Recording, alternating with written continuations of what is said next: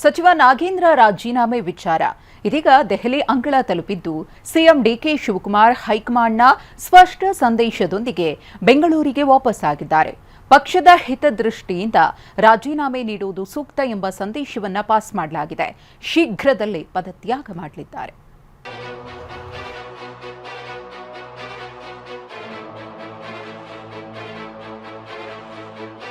ಸಚಿವ ನಾಗೇಂದ್ರ ರಾಜೀನಾಮೆಗೆ ಹೈಕಮಾಂಡ್ ಸಂದೇಶ. ಒಂದೆರಡು ದಿನದಲ್ಲಿ ಸಚಿವ ನಾಗೇಂದ್ರ ಪದತ್ಯಾಗ ಸಾಧ್ಯತೆ.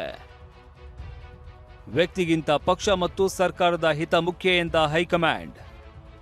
ರಾಜ್ಯ ರಾಜಕಾರಣದಲ್ಲಿ ಮತ್ತೊಂದು ಮಹತ್ವದ ಬೆಳವಣಿಗೆಗೆ ವೇದಿಕೆ ಸಿದ್ಧವಾಗ್ತಾ ಇದೆ. ವಾಲ್ಮೀಕಿ ಅಭಿವೃದ್ಧಿ ನಿಗಮ ಹಗರಣದ ಸುಳಿಯಲ್ಲಿ ಸಿಲುಕಿರುವ ಸಚಿವ ಬಿ ನಾಗೇಂದ್ರ ಅವರ ರಾಜೀನಾಮೆ ಪಡೆಯುವ ದಿಕ್ಕಿನಲ್ಲಿ ಕಾಂಗ್ರೆಸ್ ಹೈಕಮಾಂಡ್ ನಿರ್ಧಾರ ಕೈಗೊಂಡಿದೆ ಎಂಬ ಮಹತ್ವದ ಮಾಹಿತಿ ಟಿವಿ9ಗೆ ಉನ್ನತ ಮೂಲಗಳಿಂದ ಲಭ್ಯವಾಗಿದೆ.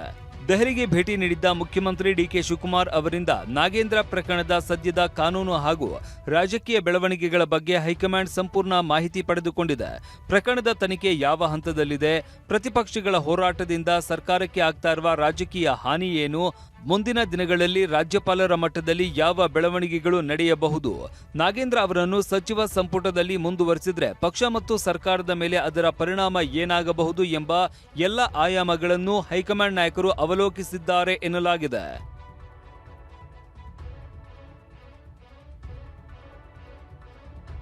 ಈ ಸಮಾಲೋಚನೆ ಬಳಿಕ ವ್ಯಕ್ತಿಗಿಂತ ಪಕ್ಷ ಮತ್ತು ಸರ್ಕಾರದ ಹಿತ ಮುಖ್ಯ ಎಂಬ ನಿಲುವಿಗೆ ಹೈಕಮಾಂಡ್ ಬಂದಿದ್ದು, ನಾಗೇಂದ್ರ ಅವರು ಸಚಿವ ಸ್ಥಾನಕ್ಕೆ ರಾಜೀನಾಮೆ ನೀಡುವುದು ಸೂಕ್ತ ಎಂಬ ಸಂದೇಶವನ್ನ ರಾಜ್ಯ ನಾಯಕರಿಗೆ ರವಾನಿಸಿದೆ ಅಂತ ಉನ್ನತ ಮೂಲಗಳು ತಿಳಿಸಿವೆ.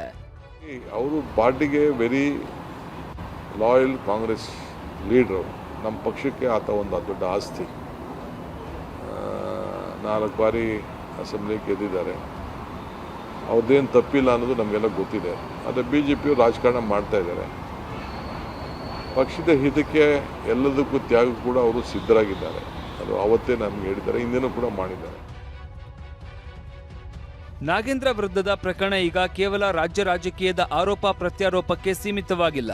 ವಾಲ್ಮೀಕಿ ನಿಗಮ ಪ್ರಕರಣದಲ್ಲಿ ನಾಗೇಂದ್ರ ವಿರುದ್ಧ ಕಾನೂನು ಕ್ರಮ ಮುಂದುವರಿಸಲು ಸಿಬಿಐ ರಾಜ್ಯಪಾಲರ ಅನುಮತಿ ಕೋರಿರುವುದು ಪ್ರಕರಣಕ್ಕೆ ಹೊಸ ಆಯಾಮ ನೀಡಿದೆ. ರಾಜ್ಯಪಾಲರು ಅನುಮತಿ ನೀಡಿದ್ರೆ ಸರ್ಕಾರಕ್ಕೆ ಹಿನ್ನಡೆಯಾಗಲಿದೆ. ವಿರೋಧ ಪಕ್ಷಗಳು ಇದನ್ನೇ ಅಸ್ತ್ರವಾಗಿ ಬಳಸುವ ಸಾಧ್ಯತೆ ಇದೆ. ಬಿಜೆಪಿ ಪಾದಯಾತ್ರೆ ಮೂಲಕ ಕಾಂಗ್ರೆಸ್ ವಿರುದ್ಧ ಪ್ರಚಾರ ಮಾಡಲಿದೆ. ಇದು ದಲಿತ ಸಮುದಾಯದ ಮೇಲೆ ಪರಿಣಾಮ ಬೀರಬಹುದು. ಹೀಗಾಗಿ ರಾಜ್ಯಪಾಲರ ಕಡೆಯಿಂದ ಮುಂದಿನ ಹೆಜ್ಜೆ ಬೀಳುವ ಮೊದಲೇ ರಾಜಕೀಯವಾಗಿ ಮುನ್ನೆಚ್ಚರಿಕೆ ಕ್ರಮ ಕೈಗೊಂಡು ಪ್ರತಿಪಕ್ಷದ ಕೈಯಲ್ಲಿ ಇರುವ ಪ್ರಮುಖ ಅಸ್ತ್ರವನ್ನ ಕಸಿದುಕೊಳ್ಳಬೇಕು ಎಂಬ ಚರ್ಚೆ ಕಾಂಗ್ರೆಸ್ನ ಉನ್ನತ ಮಟ್ಟದಲ್ಲಿ ನಡೆದಿದೆ ಎನ್ನಲಾಗ್ತಾ ಇದೆ.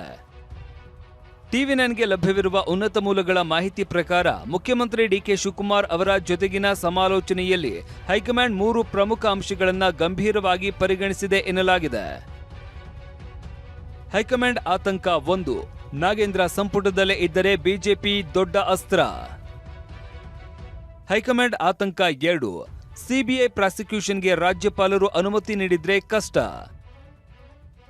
ಹೈಕಮಾಂಡ್ ಆತಂಕ 3, ಕಾನೂನು ಹೋರಾಟದ ಹೊರೆ ಸರ್ಕಾರದ ಮೇಲೆ ಬೀಳಬಾರದು.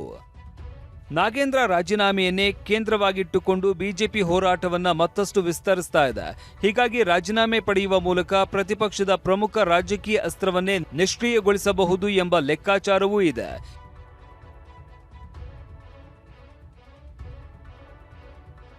ಹೈಕಮಾಂಡ್ನ ಅಭಿಪ್ರಾಯವನ್ನ ಈಗಾಗಲೇ ನಾಗೇಂದ್ರ ಅವರಿಗೂ ತಲುಪಿಸಲಾಗಿದೆ ಎನ್ನಲಾಗಿದೆ.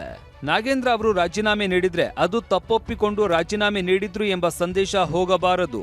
ಬದಲಾಗಿ ಪಕ್ಷ ಹಾಗೂ ಸರ್ಕಾರಕ್ಕೆ ಮುಜುಗರವಾಗಬಾರದು ಎಂಬ ಕಾರಣಕ್ಕೆ ತೆಗೆದುಕೊಂಡ ರಾಜಕೀಯ ನಿರ್ಧಾರ ಎಂಬ ರೀತಿಯಲ್ಲಿ ಅದನ್ನ ಪ್ರಸ್ತುತಪಡಿಸುವ ಬಗ್ಗೆನೂ ಚರ್ಚೆ ನಡೆದಿದೆ ಎನ್ನಲಾಗಿದೆ. ಈಗಾಗಲೇ ನಾಗೇಂದ್ರ ರಾಜೀನಾಮೆಗೆ ಸಿದ್ಧರಾಗಿದ್ದಾರೆ ಎಂಬ ವರದಿಗಳು ಹೊರಬಂದಿದ್ದರೂ ಆಗಸ್ಟ್ 26ರಂದು ನಾಗೇಂದ್ರ ಸ್ವತಃ ಅಂತಹ ವರದಿಯನ್ನ ನಿರಾಕರಿಸಿದ್ರು.